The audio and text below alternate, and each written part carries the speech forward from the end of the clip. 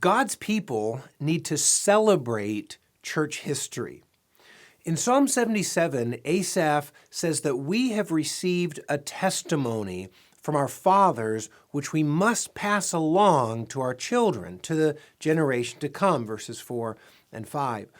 When the psalmist shows what he means and speaks the words of the testimony in verses 9 and following, he tells the story of Israel's exodus from Egypt, her desert wanderings, and her conquest of Canaan. God's big story has a happy ending for his people, but it takes many sad turns along the way, as we hear in this brief history. Israel rebelliously sinned against God, testing him in their hearts, speaking against him, verses 17 through 19 tell us. They doubted that God could spread a table in the wilderness, verse 9, which of course he did. God was angry at their unbelief, so he made their days vanish like a breath and their years in terror, verse 33 says. The people repented, but only half-heartedly, in verses 34 through 36. They were not faithful to his covenant, verse 37. Even after God brought his people into the promised land, they were unfaithful. And this is how the story always goes. God's people test him again and again, verses 40 and 41 tell us. We forget God's power, verse 42, but God is merciful. Listen to verse 38. Yet he, being compassionate, atoned for their iniquity and did not destroy them. He restrained his anger often and did not stir up all his wrath. The psalm ends by shining the spotlight on God shepherding his people through the chosen one from the tribe of Judah. One day Jesus will bring us all the way home where our hearts can no longer rebel. Until then, God wants the story of our rebellion and his glorious deeds told from one generation to the next, lest we forget the works of God. It isn't enough to have a history, even a recorded history. We need to tell the stories of our history because story brings fact to life. And God didn't stop telling the story or directing the drama of church history after he wrote the Bible. The book of Acts is only the beginning of what God continues to do by his Spirit, as Luke says in the opening verses. We need to keep telling the story, including the newer chapters, even those that are only 5 minutes old. Let's listen to Psalm 78. A maskil of Asaph. Give ear, O my people, to my teaching. Incline your ears to the words of my mouth. I will open my mouth in a parable. I will utter dark sayings from of old, things that we have heard and known that our fathers have told us. We will not hide them from their children, but tell to the next generation the glorious deeds of the Lord and his might, and the wonders that he has done.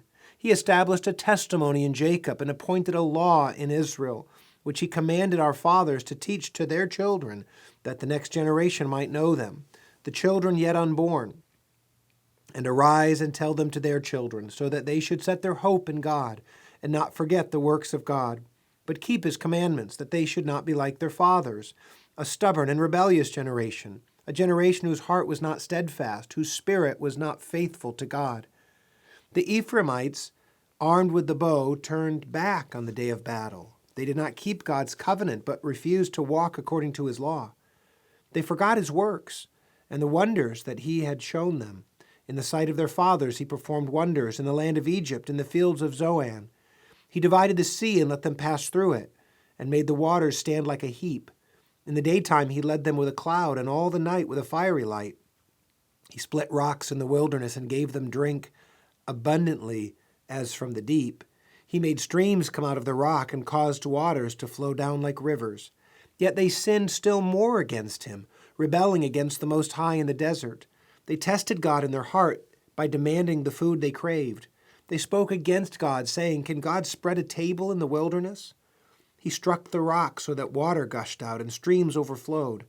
Can he also give bread to provide meat for his people? Therefore, when the Lord heard, he was full of wrath. A fire was kindled against Jacob. His anger rose against Israel, because they did not believe in God and did not trust his saving power. Yet he commanded the skies above and opened the doors of heaven, and he rained down on them manna to eat, and gave them the grain of heaven. Man ate of the bread of the angels. He sent them food in abundance. He caused the east wind to blow in the heavens, and by his power he let out the south wind. He rained meat on them like dust, winged birds like the sand of the seas. He let them fall in the midst of their camp, all around their dwellings, and they ate and were well fed, for he gave them what they craved. But before they had satisfied their craving, while the food was still in their mouths, the anger of God rose against them. And he killed the strongest of them and laid low the young men of Israel. In spite of all this, they still sinned. Despite his wonders, they did not believe. So he made their days vanish like a breath, and their years in terror. When he killed them, they sought him. They repented and sought God earnestly. They remembered that God was their rock, the Most High God, their Redeemer. But they flattered him with their mouths. They lied to him with their tongues. Their heart was not steadfast toward him. They were not faithful to his covenant. Yet he, being compassionate, atoned for their iniquity and did not destroy them. He restrained his anger often and did not stir up all his wrath.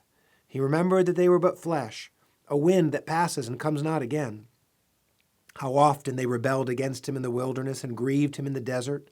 They tested God again and again and provoked the Holy One of Israel. They did not remember his power or the day when he redeemed them from the foe, when he performed his signs in Egypt and his marvels in the fields of Zoan. He turned their rivers to blood so that they could not drink of their streams. He sent among them swarms of flies which devoured them and frogs which destroyed them. He gave their crops to the destroying locust and their fruit of the labor to the locust. He destroyed their vines with hail and their sycamores with frost. He gave over their cattle to the hail and their flocks to thunderbolts. He let loose on them his burning anger, wrath, indignation, and distress, a company of destroying angels. He made a path for his anger. He did not spare them from death, but gave their lives over to the plague. He struck down every firstborn in Egypt, the firstfruits of their strength in the tents of Ham. Then he led out his people like sheep and guided them in the wilderness like a flock. He led them to safety so that they were not afraid, but the sea overwhelmed their enemies.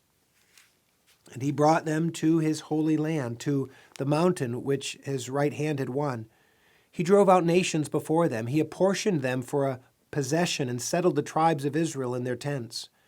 Yet they tested and rebelled against the Most High God, and did not keep his testimonies, but turned away and acted treacherously like their fathers.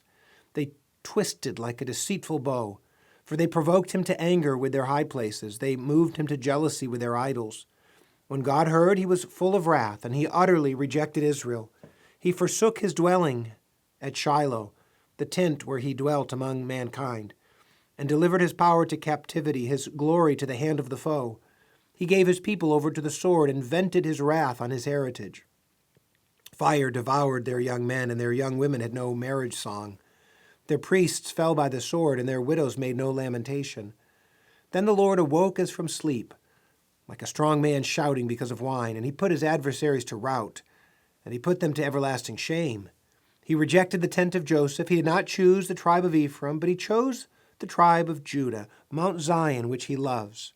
He built his sanctuary like the high heavens, like the earth, which he has founded forever.